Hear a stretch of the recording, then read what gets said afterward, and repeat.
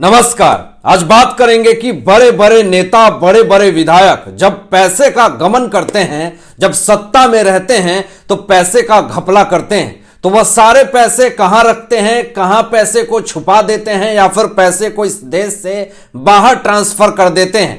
आज इन्हीं मुद्दों पर बात करेंगे कि संजय राउत हो, अनिल परब हो, अनिल देशमुख हो या फिर उद्धव ठाकरे, इन तमाम लोगों के ऊपर भी जब जांच चलनी चाहिए और अब चल भी रही है, इसके लिए बीजेपी के नेताओं ने भी बड़े बड़े खुलासे किए। लेकिन अब आपको यह बताएं यहां पर कि जो संजय राउत के ऊपर जो मामला चल रहा था, उस मामले की तो जांच चल रही है, लेकिन अब यहां पर सवाल यह खड़ा हो रहा है कि संजय राउत ने इतने सारे घोटाले किए उद्धव ठाकरे के राज में और अब करोड़ों का घोटाला हुआ है। यह तमाम घोटाले करके इन तमाम लोगों ने कहां छुपा करके रखे पैसे और किस तरीके से उद्धव ठाकरे के विधायक यह बात बोलते हैं कि यह खोखे वाला सरकार है, इस सरकार ने धांधली करके विधायक खरीदे हैं। तो यह तमाम जो आरोप लगा रही है उद्धव ठाकरे की सरकार,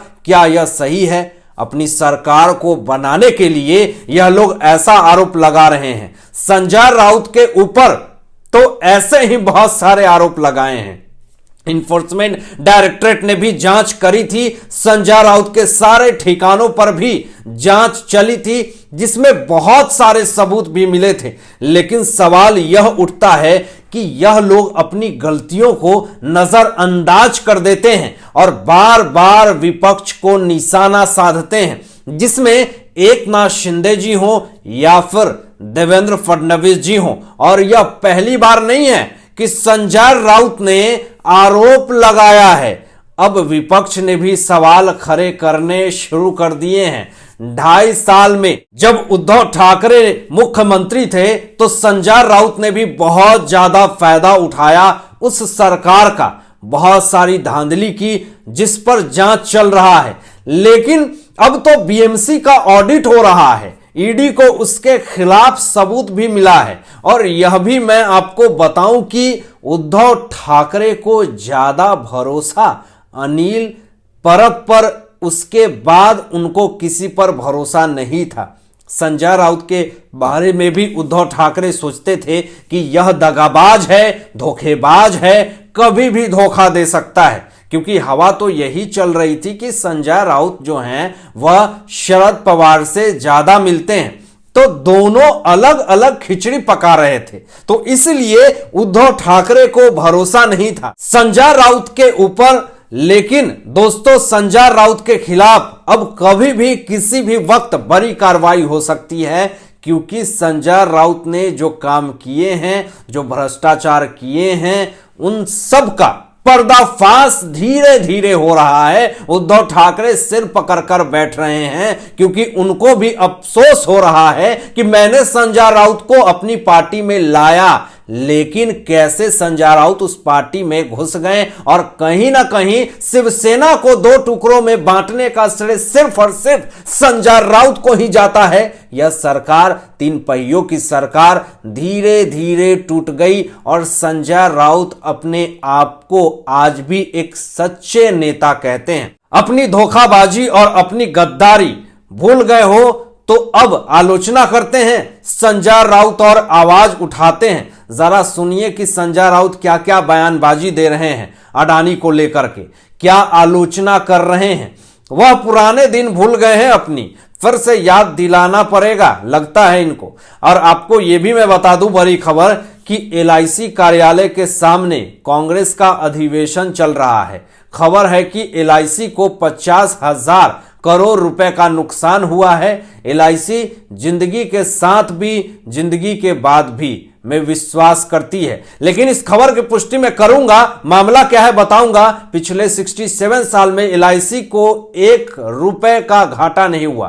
पंडित जवाहरलाल नेहरू, लाल बहादुर शास्त्री, इंदिरा गांधी, वीपी सिंह, नरसिम्हा राव, मनमोहन सिंह के रहते एलआईसी को कोई नुकसान नहीं हुआ। ये संजय राउत सारी कहते हैं, चापलूसी कर रहे हैं। लेकिन पिछले 7 सालों में एलआईसी को 50,000 करोड़ रुपए का घाटा हुआ है। ये संजय राउत कह रहे हैं। संजय राउत ने आलोचना करते हुए कहा कि जनता का पैसा डूबा है, ये चापलूसी करने का काम कर रहे हैं। मैं बार बार कह रहा हूं, सरकार कह रही है सब ठीक है, यह बेशर्मी की निशानी है। इस मुद्दे पर हम सभी विपक्षी दल मल्लिकार्जुन खड़गे के हॉल में इकट्ठा होंगे। हम तय करेंगे कि विपक्ष के क्या स्थिति लेनी है। वो 100 करोड़ की वसूली भूल गए क्या संजय राउत? उसके पहले विपक्षी दल के सभी सांसद परिसर में संजय राउत कहते हैं गांधी प्रतिमा के पास धरना देंगे। सरकार इस साल को अमृत काल कह रही है, इसी अमृत काल का बड़ा घोटाला सामने आया है।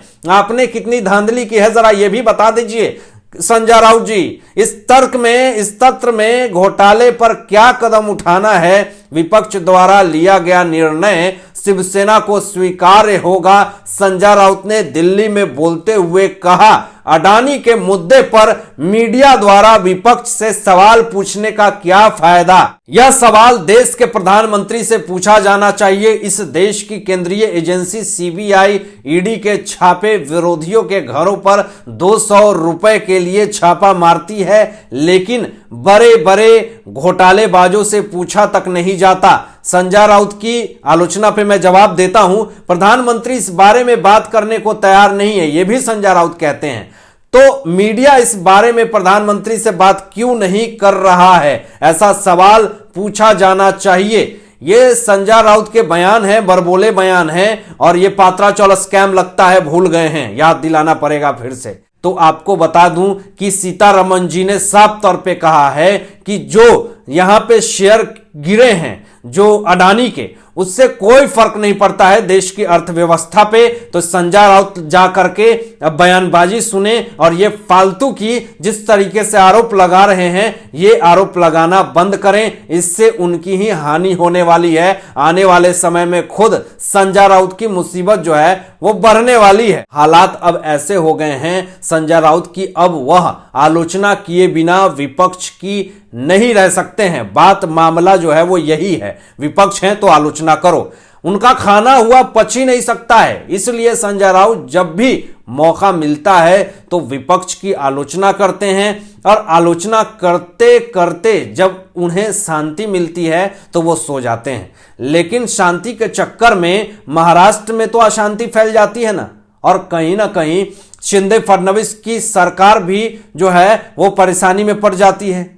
लेकिन उनको यह पता नहीं है कि परेशानी शिंदे और फडणवीस सरकार को नहीं होती, परेशानी संजय राउत को ही हो जाती है।